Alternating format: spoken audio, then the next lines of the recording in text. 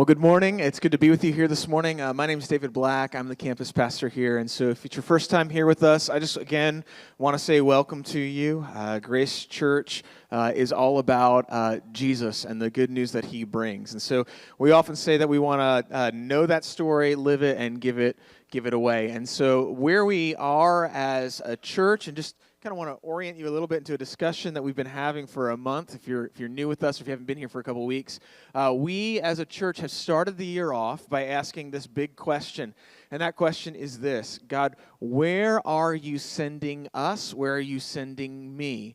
And we've said that could be relevant in a couple different ways. One, it could be across the sea, or it could be across the street. Because we've been saying all month long that God is a sending God. In fact, we started talking about this verse that Jesus says to his disciples right after he rises from the dead. He shows up in their first meeting. He looks at them and says, just as the Father has sent me, I'm sending you. And if you look through Scripture, one of the things that might astonish you, it surprised me, is how often and how quickly God sends people as soon as he meets them and calls them. Jesus does it all the time. He'll heal someone and he'll say, go to your town or your village, or go back and tell of what I've done for these other individuals. And so in that same way, we just began to look through the Bible and have various conversations about what it means to be people who are sent. Because the truth is this, that if you looked at a lot of our lives and the way that we structure church today in American culture, you could get the idea, and it's a wrong idea, that to follow Jesus means to come and sit. And so maybe that looks like coming and sitting at church, and then if you're at church for a while, you'll come and sit at a small group or a Bible study or what we call core communities. If you do that for a while, maybe you'll sit at a Christian concert or a Christian speaker, and it just is kind of carrying one place to another where we're sitting just around in circles. And while that's great to equip us for what we've been called to do, that's not the call of the church. The call of the church is actually we've been called to be sent out. And so we've been talking about that all month long, and today we get to kind of wrap that conversation up in a very specific way. And so if you are new with us, this is not what we do every Sunday. In fact, one of the things that we love to do is to open our Bibles, see what God's heart has to say about our heart. That's typically what we're doing at this point in the Sunday in our gathering together. But today we get to hear from a team that we all helped send. And so we as a church took the initiative about a year ago to say that we feel like God is calling us in this next year to go to Haiti, to where we have some partnerships, which you'll hear about a little bit more in a little bit.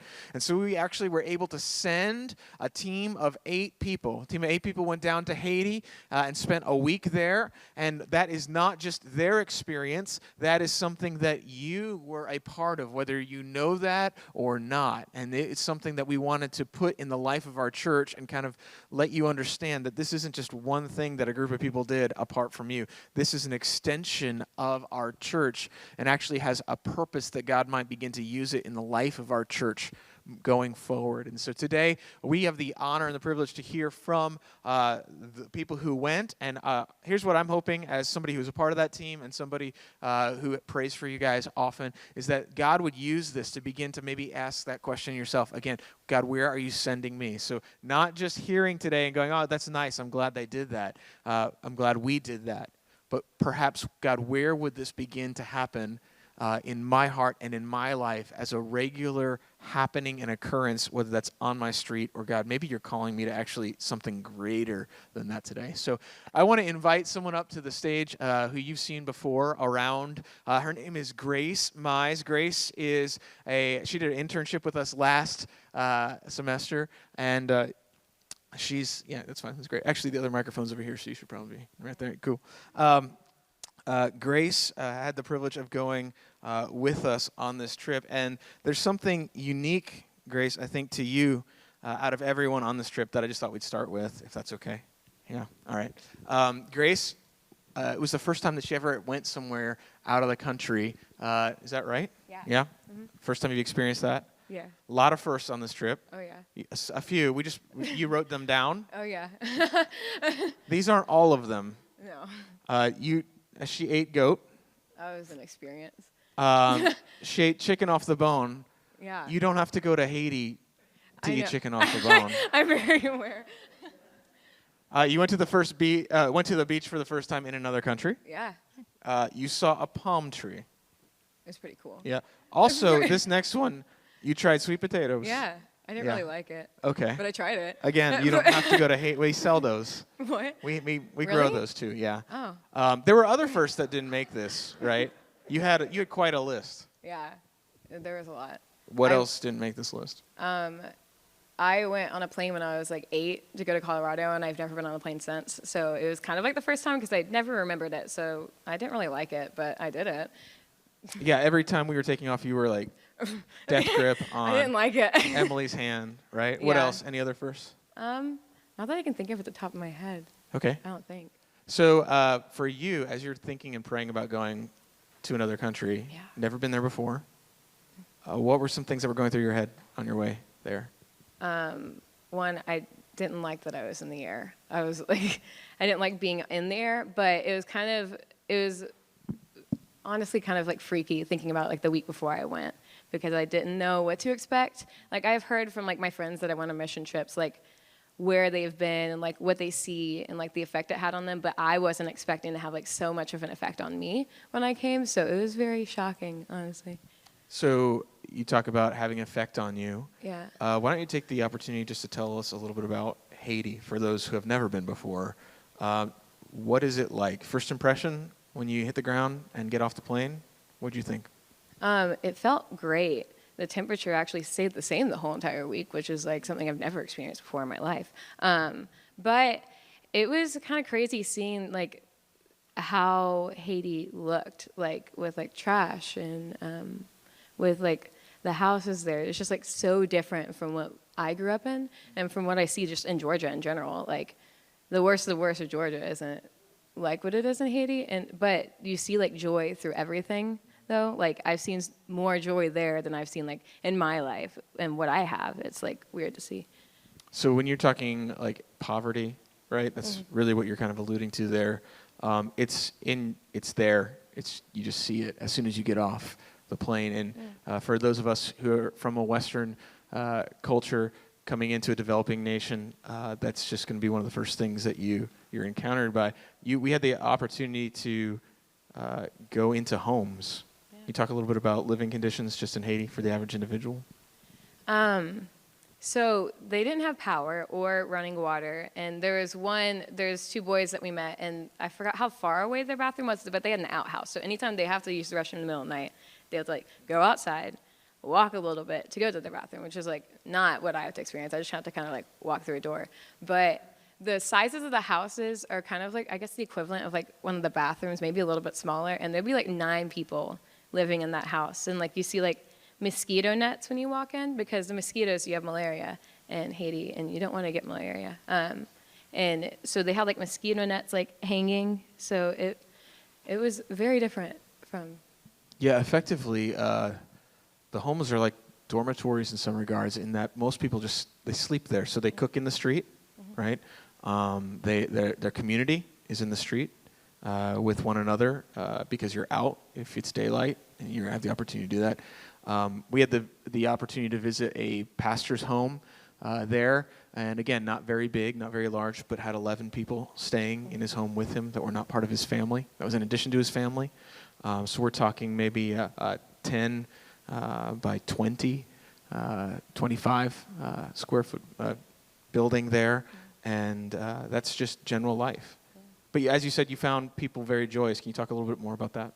I don't know. It was really cool because like when we were like walking through with everyone, like they're so excited to show us their houses. It wasn't just like a hey, like here's my house. They were just like, come look at my house. Like come to these like people in my neighborhood, and like everybody in the neighborhood, like when you like walk through it, they're like all outside and they're like talking with each other and hanging out with each other, which is like something I feel like you don't see here. We all kind of like stay in our houses, and so it was cool to see like the community through everything and see the joy through everyone, no matter like what they had, whether they had like less than another person or more than another person. Yeah, we actually went into the pastor's home, and he wouldn't let us leave until we prayed over the house. Yeah. And so it was like our honor and our privilege to do that, to actually be invited in, and to participate with them in that way. Talk a little bit about the food. You said you ate goat. Yeah.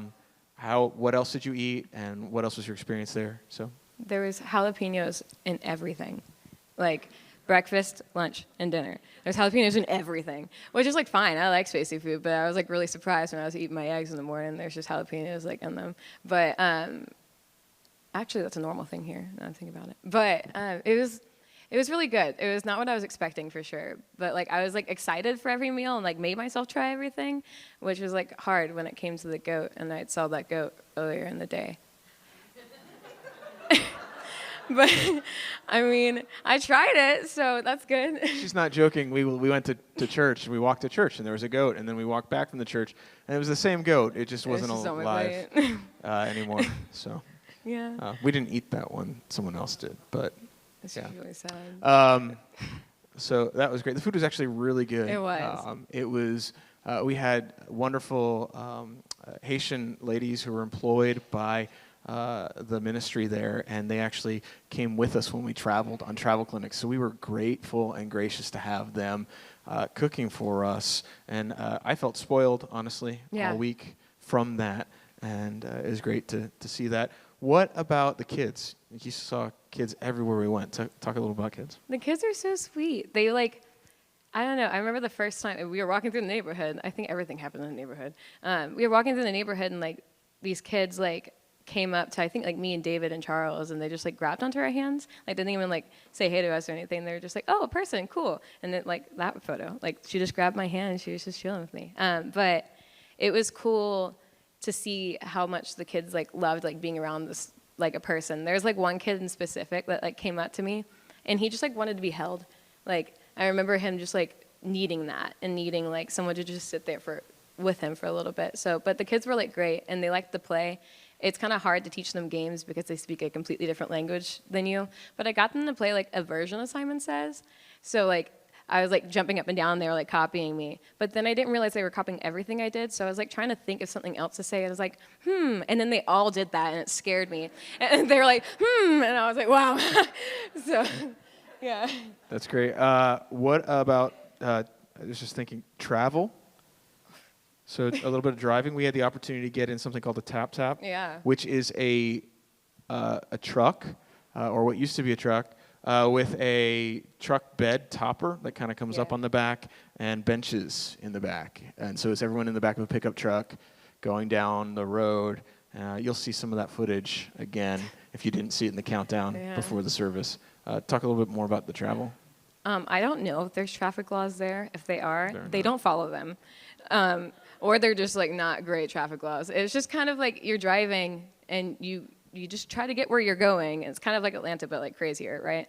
So like you're just like in the tap, and like there's like motorcycles like going around you, and like I feel bad for David. David like sat in the front, so he had like I get saw car everything sick. coming at him. Yeah. But like, yeah, So why do they call it a tap-tap?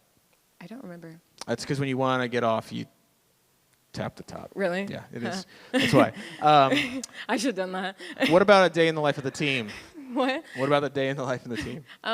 Tell us like what a typical day was like for us. So we woke up probably around like, well, the generators. So there's like generators that like stayed through the night, which actually worked really well, and I was excited about. But it did like lights the air and power. conditioning, like Yep. yeah, and it would go off at like I think like 5:30 in the morning, Mm-hmm. and so you hear like a really loud like sound. So we would all like naturally like wake up at that point. But we all went downstairs at like 7 probably in the morning, and we went and ate breakfast, which was always really good. I did really feel spoiled, but. Then we all got to like hang out with each other and have like community with each other. And after that, we would like go into like the next room and sit down with Mike and Myra, and we would do kind of like a devotional breakdown time. He would challenge us with like a few questions. And then after that, we would head down to the clinic, or we would go on a travel clinic, which means basically taking a clinic somewhere else that needs a clinic. And then we would do the clinic. So we would see patients, probably around like 120 of them a day. And then throughout the day, during the break time, like we would have like lunch, and so we would like all kind of taper out. So we would keep the clinic going the whole entire time. But we would all go get like a lunch. And then after lunch, we would finish the clinic, and then we would head back to the guest house and have like a little break time for an hour or two. And then we would go eat again, and then have like a devotional and like a sit down with Mike, which was fun. And bed was normally, what, like 9:30? Yeah. What time do we wrap up? Most of the time we were just crashing, right? Yeah, we'd finish around like 8. I remember one night I went to bed at like 7:30. It was great. It was great. Sleep is apparently really good for you. I didn't know that. Last thing, and then, well, 2 questions. First, people see you up here on Sundays. We had the privilege of visiting a Haitian church on Sunday. I spoke through a translator. I know the message I gave. I'm not really sure the message that they heard. But we went and experienced that. Real quick, first impressions of that, maybe as a thought, just for somebody who wasn't there. What was it like to be with people who are speaking French or Creole, Haitian Creole, and also worshiping the same God who made everyone? Yeah. Yeah. So the church was like an outside church, kind of. It had like, it's kind of like a tent, but like more sturdy, I guess. It was pallets and sheet metal. More sturdy. Yeah. Sturdy. But basically, you had like, it was like these benches. It's not even a bench. It was like a piece of like wood. And it was like hot, and it was fine. But it was really cool because when we got there, they were already singing worship songs. And I would try to like make out some of the stuff they said. Obviously, they're speaking a different language than me, so I didn't really understand them. But I heard like the words like Abba Father like over and over again. And that was really cool that I like finally like I got something out of it. But I think one of the shocking things to me was that like you always hear that like God's everywhere and that he's working everywhere. But for me to like leave the country and go into a like different language and everything is like you can see that God literally is everywhere.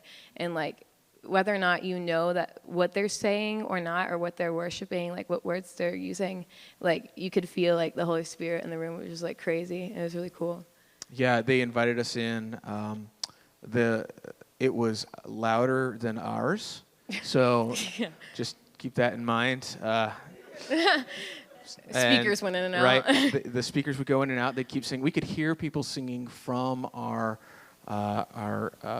place of stay, which is about, I don't know, a couple 100 yards away around the block. Yeah, and I'm pretty sure they had church every night. And they had church every night, and it was, the power would drop out, and they would just keep singing. And there was a keyboard about 10% of the time. It was playing the entire time, but it would come in really loudly about 10% of the time. And people would just keep singing. And the songbook, a lot of times they're singing the Psalms, and we recognized a couple of the tunes.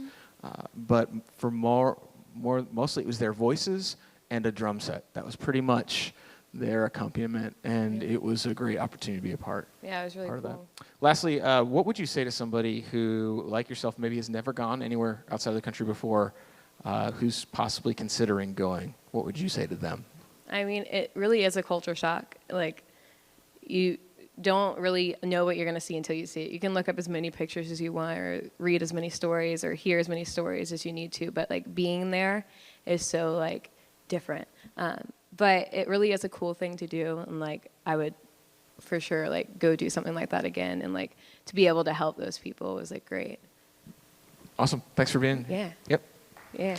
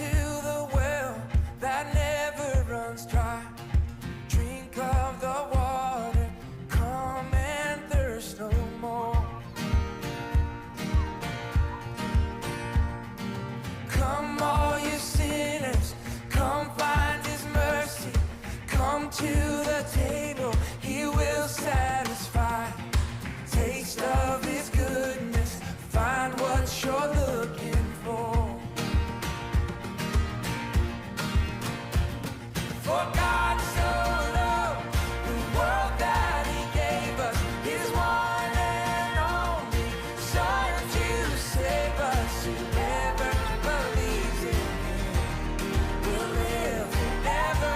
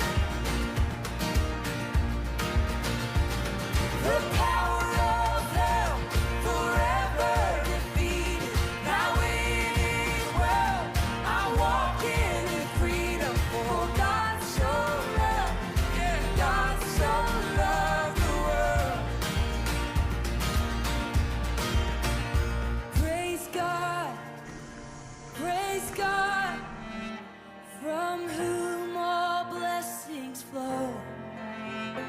Praise Him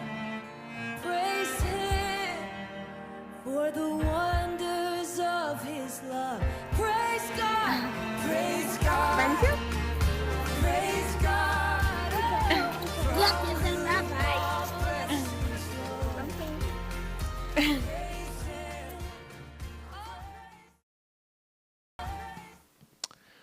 We had the privilege of going with a organization that's called Three Strands. It is run and operated and overseen for many years, has been overseen by many years, by a couple named Mike and Myra Taylor. Mike and Myra spent years raising children and as actually overseas missionaries in Central African Republic, and then came back to the States. Haiti is kind of an expansion and overflow of that ministry and that heart just extended to another place. And so if you're wondering what Three Strands stands for, competent, compassionate, Christ-centered healthcare. And if you want to read more about that, the handout that you got on the way in actually has a little bit more information. You can check them out online and look that up. But they are partners that we've known for years.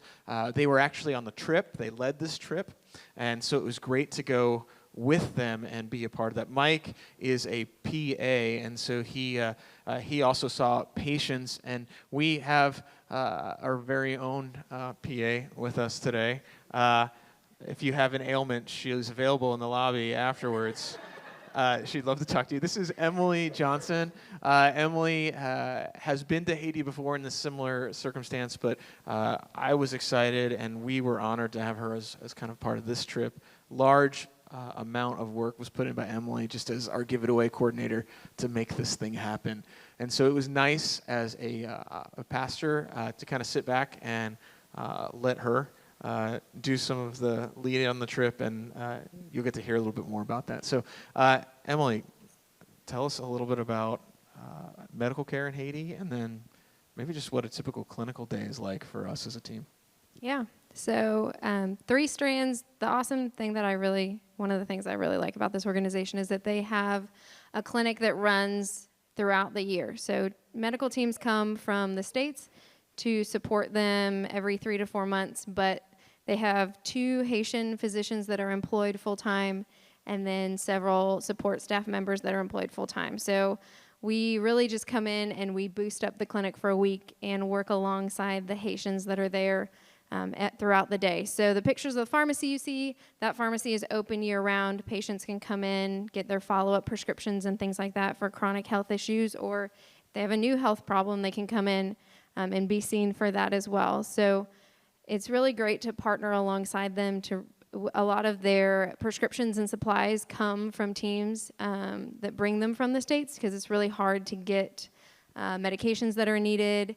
They can be very expensive or hard to find in country. So the pharmacy really relies on teams coming and giving supplies and to kind of keep them running as well. So throughout the day at the clinic, in total, for the 4.5 days we saw 515 patients in 4.5 days. There were 4 providers seeing patients. So the 2 Haitian doctors, myself and Mike, saw patients throughout the day. And then Mike kind of bounced around some too, helping in the pharmacy when needed, answering questions and things like that. And so we had 4 stations set up at the clinic. There was the triage area. So if you think about going to the doctor here in the States, when you get called back, the nurse will get your weight, your blood pressure, take your temperature, all that stuff. So we had an area at the clinic or at one of our mobile clinics where that was being done. We weighed patients, got temperature taken, took blood pressure, and then they'd wait to see one of the providers. A little bit different than the States. It was all just kind of open, big area. You and your 50 closest friends were all hanging out waiting to see somebody. And then if we were at the Three Strands Clinic, it's the kind of the green building that you see on some of these pictures, the providers each had their own space. So I had an exam room right off the triage area, and then one of the Haitian doctors had another one. And then Mike and Dr. T, who is another one of the Haitian doctors, had rooms kind of across in the other building that you saw in the video. And so we'd all see patients very similar to how you do here in the States at the mobile clinics. One mobile clinic, Dr. T, Mike, and I all saw patients together in one classroom. So we had 3 desks set up and some folding chairs there, and we each had our own little station in the classroom that we saw patients at. And Dr. Ben, the other Haitian doctor, saw patients outside down the hallway, in the middle of the hallway. So you just kind of make it work when you're at the mobile clinics. The other mobile clinic was one in the video as well, and you could see how Mike and I were in one room seeing patients, and Dr. T and Dr. Ben were in the other room. And then they'd go from seeing one of the providers to going to one of the prayer stations where every single patient that we saw got prayed with. They received spiritual counseling and prayer, which is wonderful. It's an aspect that we don't always get to do in the States, and it's neat to have that holistic care that's so valuable. And then they'd go from the prayer stations to the pharmacy, and at the pharmacy they would receive the medications that were written down on the form for them to get before they left.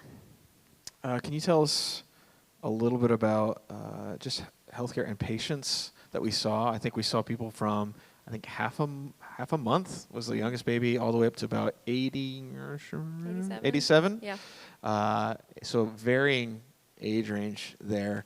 About the needs and just some of the people that we encountered.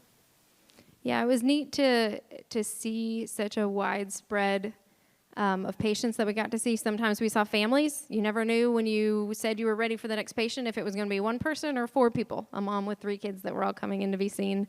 We saw a lot of upper respiratory tract infections, a couple people that came in that were really dehydrated, a lot of GI complaints, a lot of women that had OBGYN questions and things like that. So you have a really wide range of patients that you see throughout the day. But it was always a neat experience to be able to just kind of take the time and talk to them and see what they needed. A lot of patient education's needed because a lot of people have hypertension, high blood pressure, and in a context where if you're sick, you take medicine and then you're better, trying to explain what a chronic health condition is, that you're going to need to take this medication long term. You can't just take it for 2 weeks and then you don't have high blood pressure anymore, and really just taking time to kind of educate the patients about that and the importance of things. Or we've had some patients that have diabetes, and so it's the same type of thing.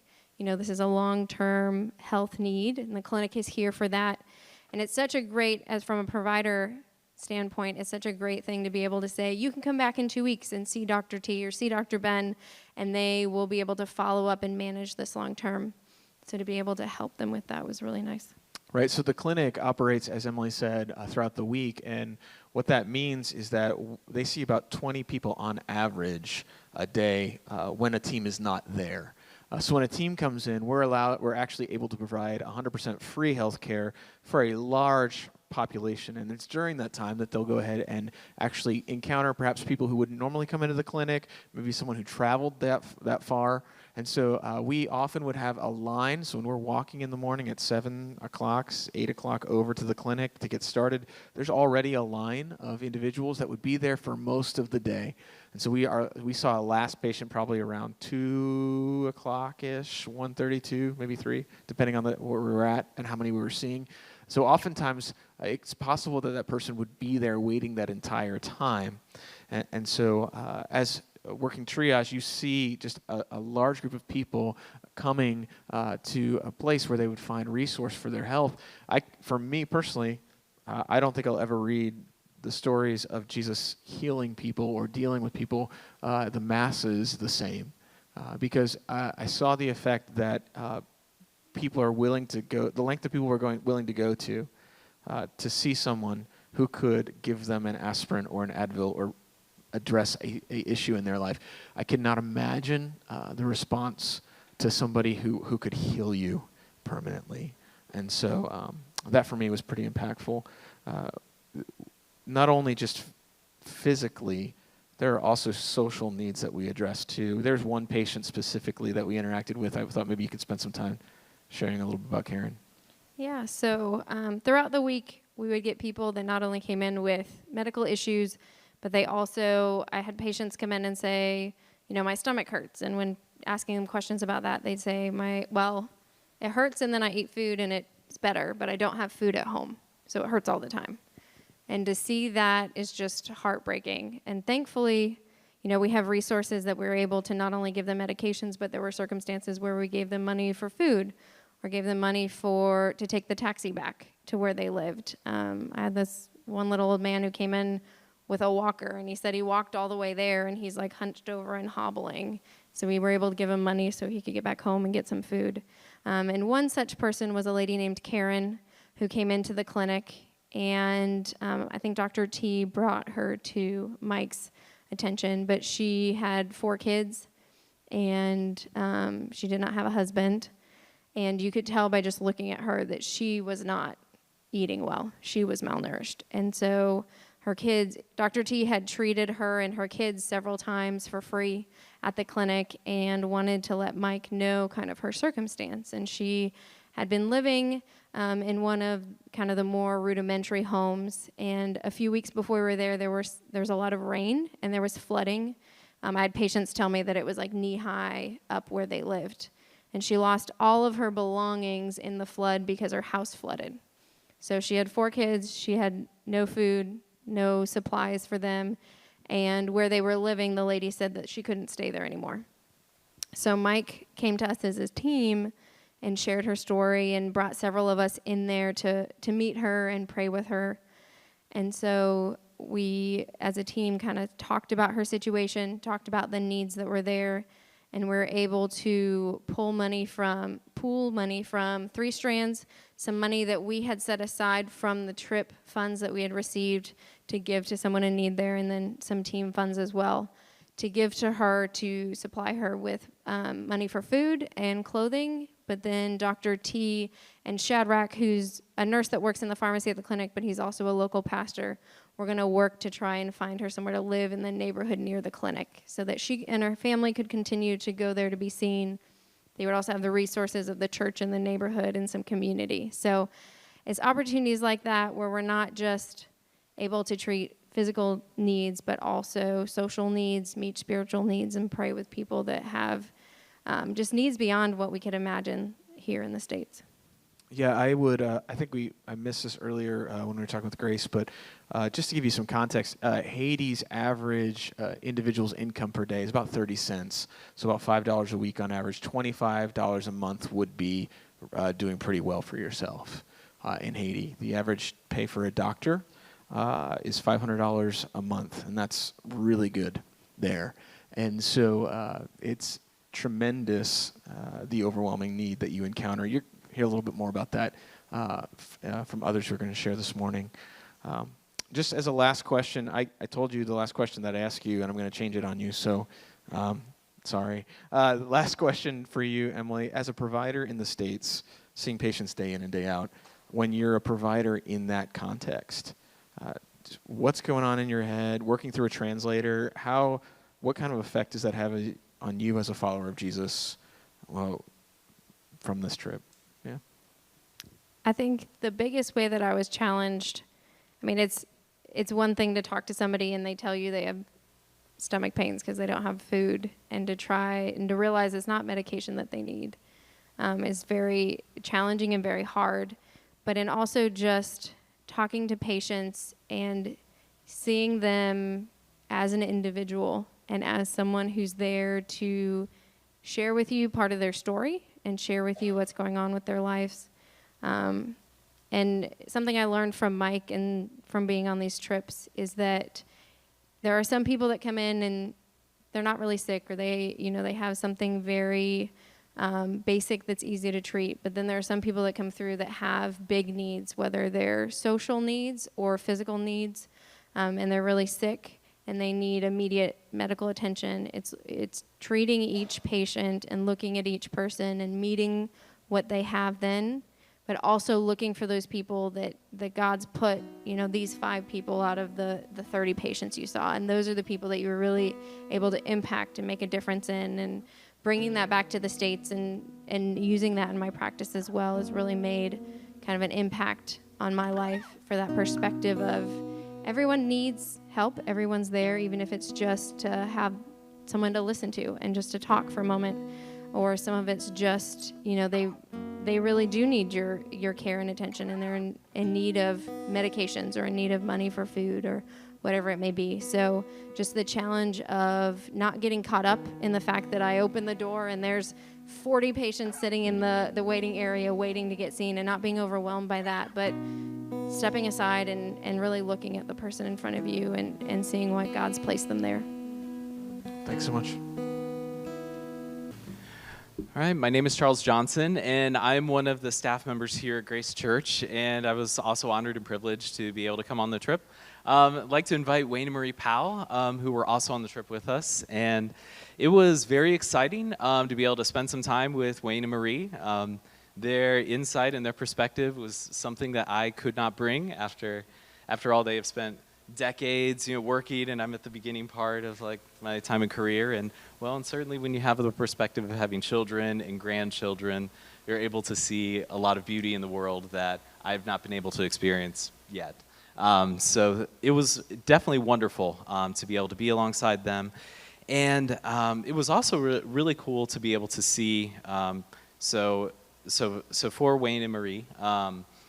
Medicine is not an area that, you've spent your life investing in, and all of a sudden you were being asked to do things, as part of the clinic that were outside of what you usually do. And so the question that I kind of like to start out with is, as we asked you to, be doing some new things on the trip, what were some of the things that you saw how did God use you, and what were some of the challenges that you faced ahead of time when trying to lean into that?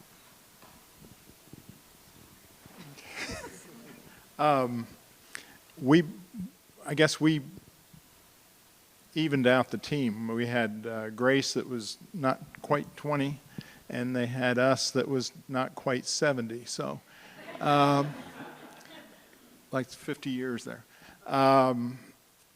I was challenged before going to I figured it was going to be hot and terrible and weather-wise and all that. And we had wonderful weather. It was a blessing to be there. And it was a challenge for me as an American man to go there and see all the poverty and see all the trash and all the problems and not want to fix it.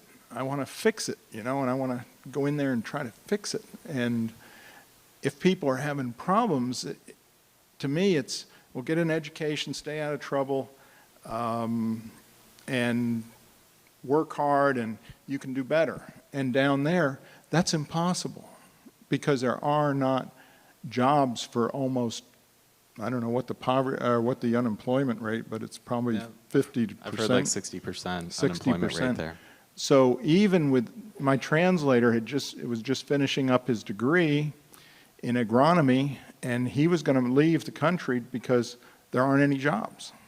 And so even with education, it's not a solution.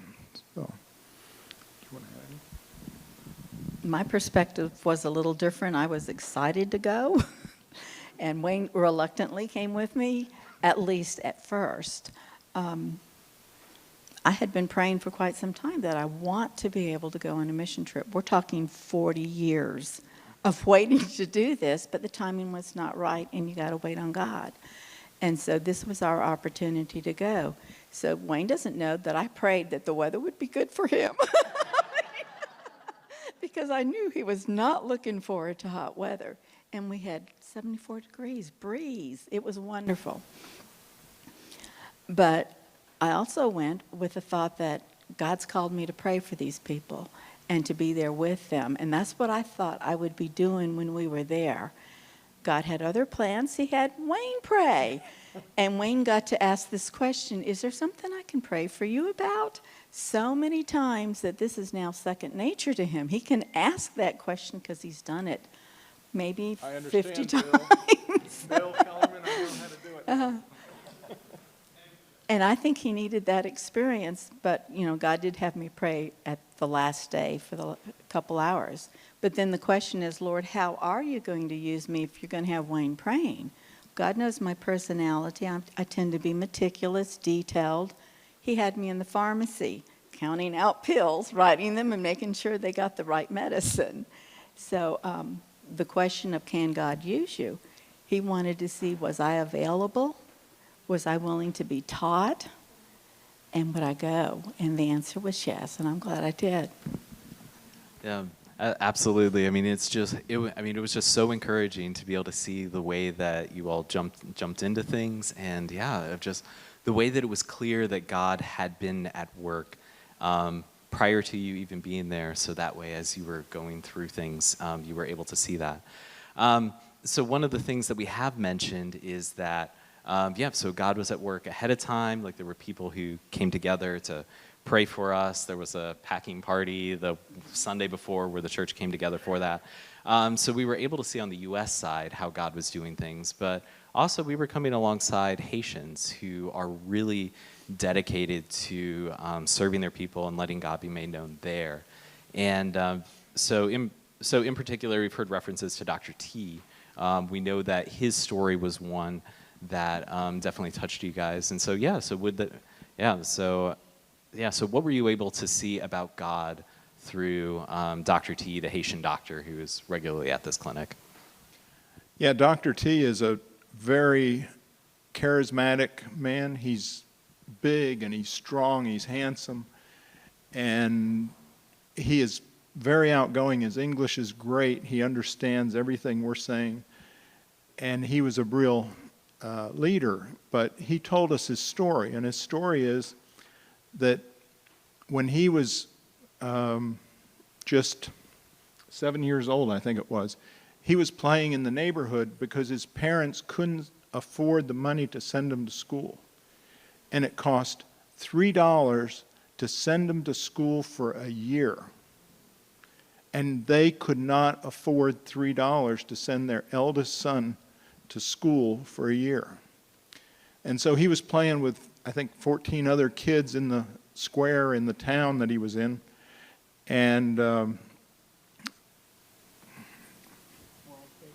missionaries from World Vision walked. He's more emotional than I am. That's a good These story. missionaries came and they saw him and going, well, why aren't you in school? And he explained, well, we don't have money to go, so I'm not going. So there were about 14 of them. Through God's providence, he was chosen to be sponsored and was able to go to school. Not only did he go to school for, the elementary, middle grades, high school, but at a later point in time, someone even picked up the college education and his medical education. And some of that medical education, I believe, was in the States. But his heart, even though he had job offers here, he chose to go back to Haiti because of his love for people and his obedience to God, that these people need help, I can help. Does that help? Yep. Mike and Myra have invested in Dr. T for years. They came to our church here probably 10 years ago, and they talked to us. They had just gone down for relief because Haiti in Port-au-Prince, they had a devastating earthquake 10 years ago last week. And Mike went down as a physician's assistant to help the people there. And he met Dr. T. And I think Dr. T had just about completed his medical education or whatever. So they came alongside of him and they helped finish his medical education. And they were talking to us here about this young Dr. T that they were sponsoring and helping. And we got to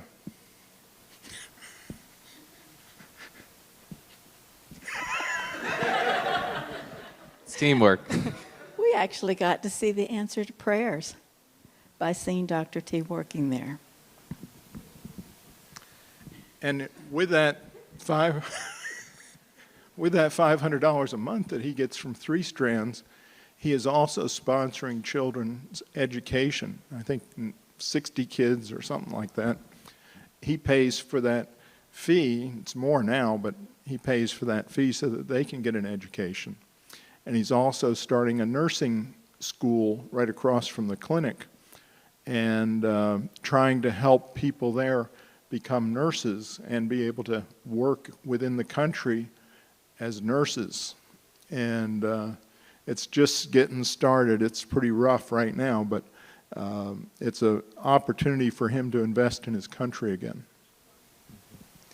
Yeah, so it's definitely, a story you can't help but be moved by, of, being able to see the way that God was at work in bringing many people alongside Dr. T in order for him to not only receive the training that he needed, but also to see God's love through those actions and be able to, and then find different ways that he could be then giving back. And that picture there is a Grace Brethren church.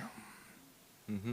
Yeah, and so that church, like, what was one of the, that was one of our travel clinic places, right. And what was the story there? The pastor there shared the story that there was already a church in that village, and he felt like God was calling him, actually felt God lift him up and carry him along to this place. And he felt like he was led to start a church there.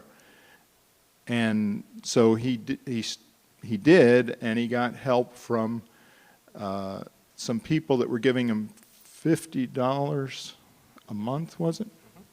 $50 a month. So first he started a school, and he employed 3 teachers in that school for $50 a month. And then he was able to get help from through our fellowship of churches to build the church there. And Chuck Davis was one of the ones that was involved in that. So Chuck Davis is a longtime friend of ours, and so that's the inside of the church. They got a lot of money. I think it was $1,000 to paint it, and it looks very nice. But it is a church associated with our fellowship of churches right there, and it's called By the Sea, and they are literally, if the sea comes in and there's a flood, it is literally on the sea.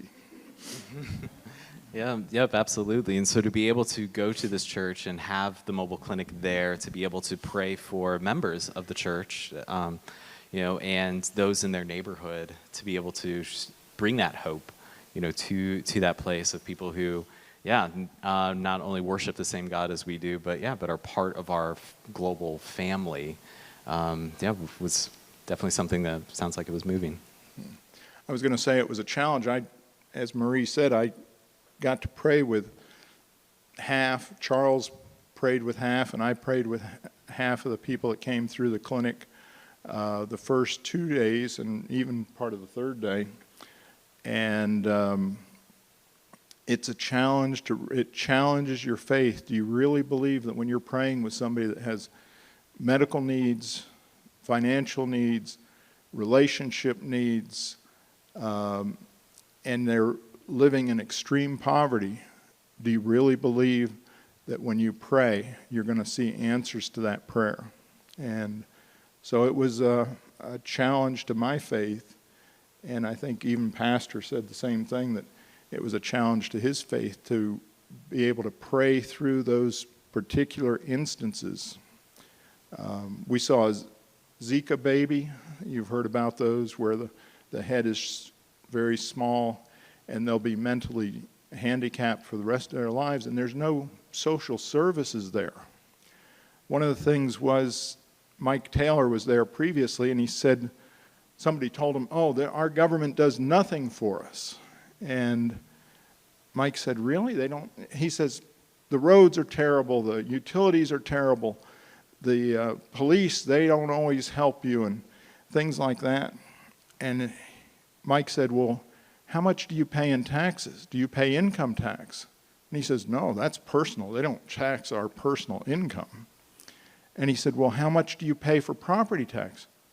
Well, I don't pay any property tax. So it ended up that there's no tax base, So there's no help from the government, and it's a vicious circle. But those things that we expect for help from the government isn't there. That little boy right there in the center of that picture has no muscle control. He can't move his head. He can't do anything without his mother's help. There's no other help except their church and their community.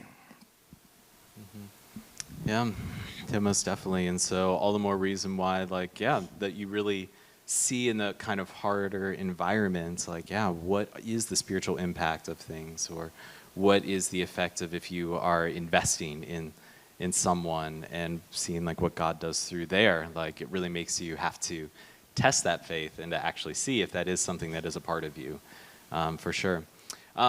So Marie, as you previously mentioned, you have been praying for decades, to be able to have an opportunity, to be able to go and serve in a missions context like this. Having done so, what would you end up saying to someone who would be, maybe also considering what something like this would be? Would it be something that you would do again? After having looked forward to an opportunity to do something like this, what would you say to someone in a similar circumstance? Well, the thought that's on my mind right now is that, as Wayne mentioned, the devastation and the poverty, it's overwhelming to see all that. But I realized that when Jesus walked this earth, he had to see the same thing. And he couldn't heal everybody right then and there. He picked and he chose who he would touch. And he did that by praying to his Father, where are you going to have me today? What am I going to be doing? And so that's kind of what I would give to y'all, thinking, where does God want you? Would you go back? Yes, I would go back. I plan to go back. Yep, and Wayne, kind of like some similar thing of through this, what did you learn about God and with it, and what would you tell someone who sees so much need and what God might be asking them to do? Mike Taylor, who's founded Three Strands, he said you can't change Haiti, and you can't change Haiti, but you can change individuals within Haiti. And he said if you invest in an individual like Dr. T, if you invest in young men or young women that can get a good education, that want to stay in the country and they want to improve their country, then that's how to change Haiti. And so that was this young man that you see in the picture here. That's Peterson. And Peterson is one of the young men that Mike and Myra Taylor are spending money. Every month they're sending them some money so that they can get their education, so that they can have some stuff, devices. We gave them some money so that they could have food. Two young men, two 18 or 19-year-old men, we gave them some money so they could get some extra food. These are people that are living in those houses that we went to visit. They have no running water. They have no bathrooms. They have no kitchen. They cook on the street and all that. And they took that money and they got themselves some food, but they also got food for the rest of their family. They didn't keep it to themselves. They shared it. And it's a very much caring and sharing society down there. They said that, like in our neighborhood, we have 40 homes in our subdivision, and probably every one of us has a ladder. This kind of ladder, that kind of ladder. In that community, if you had 40 families, there might be one ladder, but it's shared with everybody. And so it's a very different society. It's sad, and yet there's hope. They're joyful, even with the poverty. Absolutely. So definitely, thank you for not only your faithfulness, in going on the trip, but also being sure to, share with us, a lot of the insights that God has been giving you, a lot of the things that He has been seeing. So. we give them a hand?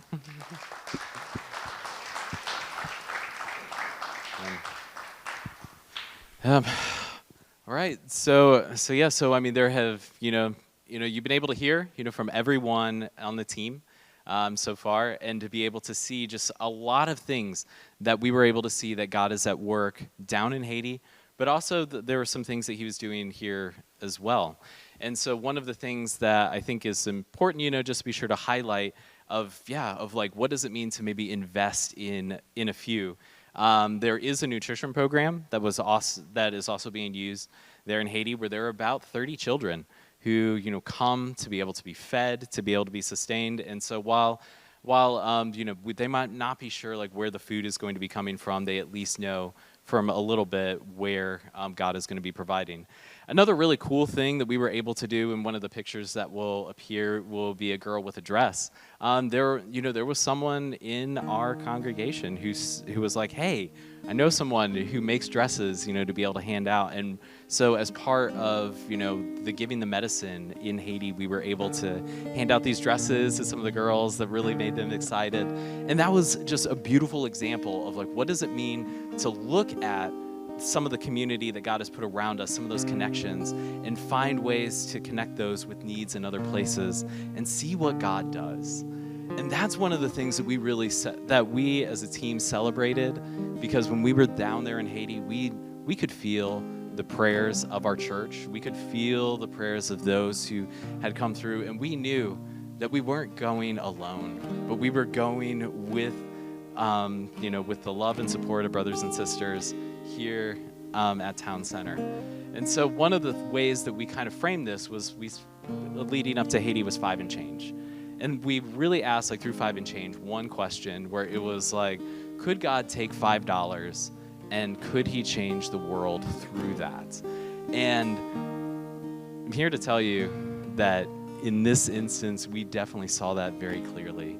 After all, what difference can $5 make? The $5 here in the U.S., if you take that like to Costco, you're able to buy 500 Tylenol there. If you take those 500 pills, take them to Haiti, and then we ended up sorting them. One of the first things that we did was we sorted medication to get patient doses ready. That's enough for 33 patients to have a week's supply of Tylenol there. $5 was able to provide medicine for 33 patients for a week. It's one of the things that's just really cool to be able to say. But I mean, one of the things too that we asked of you all was to say, hey, we have some medication needs. We're going to be stocking the pharmacy. Go ahead and bring some here. And you know that our campus, just taking like Tylenol, donated 8,600 pills, of Tylenol tablets, which would be equal to 573 weeks supply for patients there. And that was just, there being a box in the lobby and saying, hey, bring something in. Just by giving Tylenol, Town Center helped 573 people, which is incredible. Now, one of the things, too, that's also important is that that we radically invest in kids and students. And before the first dollar was given by an adult, our Power Kids, our elementary school students, they were raising money for children's vitamins. And their money was able to go through to buy 600 children's vitamins, which is 20 doses, which is like 20 doses for children for a month. So our Power Kids, that generally, there probably isn't going to be more than 15 on a Sunday. They were able to change the lives of 20 children for a month. And this was something that they started before the first adult gave for this.